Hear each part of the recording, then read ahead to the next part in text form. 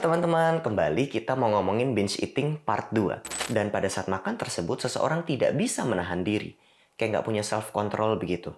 Kamu penasaran nggak sih gimana menangani, gimana mencegah terjadinya binge eating? Kalau kamu belum tahu apa itu binge eating, gangguan makan berlebihan, cek video sebelumnya ya.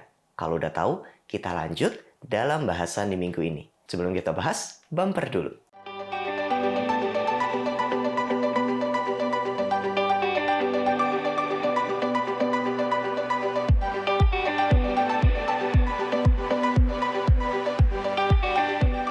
Halo teman-teman, kembali bersama saya Dr. Jimmy Ardian, spesialis kedokteran jiwa. Saya seorang psikiater. Kita lanjutkan soal binge eating. Nah, binge itu kayak tadi, di video sebelumnya dia makan mendadak banyak, tiba-tiba lebih besar dari jumlah yang biasanya, nggak bisa dikontrol dan makan sampai rasanya nggak nyaman. Biasanya kemudian ada pikiran-pikiran cemas tentang apakah saya akan jadi gemuk, apakah saya jadi tidak menarik lagi, dan itu berputar terus dan malah tambah nggak nyaman. Jadi makannya sebenarnya bukan makan yang nyaman, tapi makan yang nggak nyaman.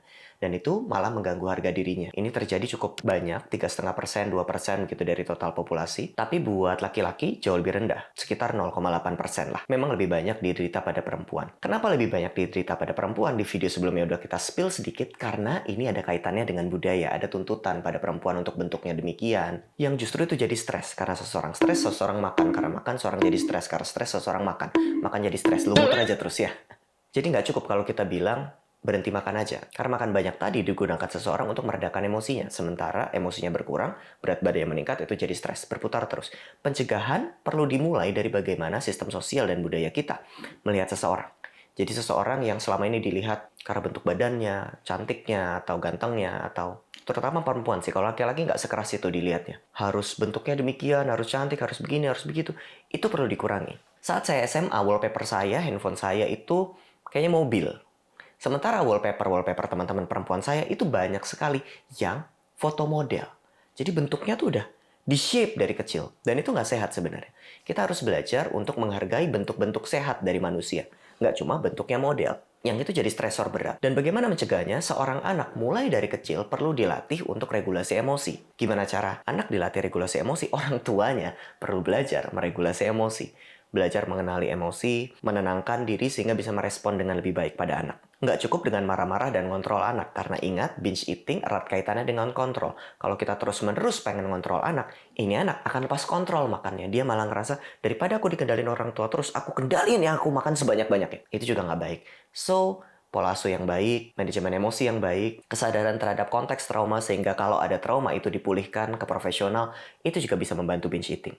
Nah, sekarang bagaimana penanganannya? Penanganan binge eating rata-rata dilakukan dalam setting rawat jalan, jadi bukan rawat inap. Kecuali pada kasus-kasus yang berat kayak munculnya self-harm atau pikiran tentang lebih baik saya nggak ada, atau penggunaan-penggunaan zat kayak nafsa, narkoba. Nah, binge eating ini jadi beresiko.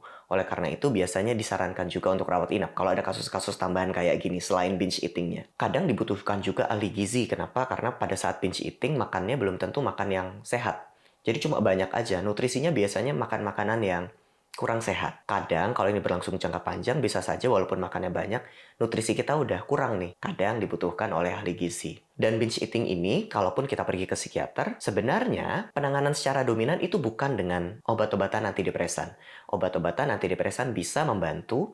Misalnya jenis SSRI, Selective Serotonin Reuptake Inhibitor, itu sering digunakan untuk membantu kasus binge eating. Tapi, tidak boleh menjadi terapi utama atau terapi tunggal pada binge eating. Karena itu nggak membantu cukup untuk binge eating. Tapi dia membantu, so boleh digunakan, tapi nggak boleh jadi terapi utama atau terapi tunggal. So apa terapinya? Terapi utama pada binge eating adalah modifikasi perilaku dan cara berpikir. Bukan isi berpikir loh ya, cara berpikir. Jadi proses berpikirnya yang perlu dikenali dan diubah, bukan cuma isinya. Dengan apa? Dengan cognitive behavior therapy itu yang paling sering digunakan untuk modifikasi pada binge eating. Dan ini bukan cuma ngomongin makan, ini juga ngomongin bentuk badan, bagaimana dia menilai tubuhnya, bagaimana dia mencintai, menghargai tubuhnya, dan juga berat badannya. Beberapa terapi lain juga efektif, seperti intrapersonal terapi atau dialectical behavior therapy. Teman-teman bisa mulai mencari model terapi-terapi itu. Atau kalau kamu pengen, saya buatin videonya khusus deh ya. Apa bedanya dan gimana kita menemukan terapis yang bisa membantu kita dengan metode itu. Pada banyak konteks, mindfulness juga kadang bisa bantu orang dengan binge eating, sehingga impuls dorongannya juga berkurang.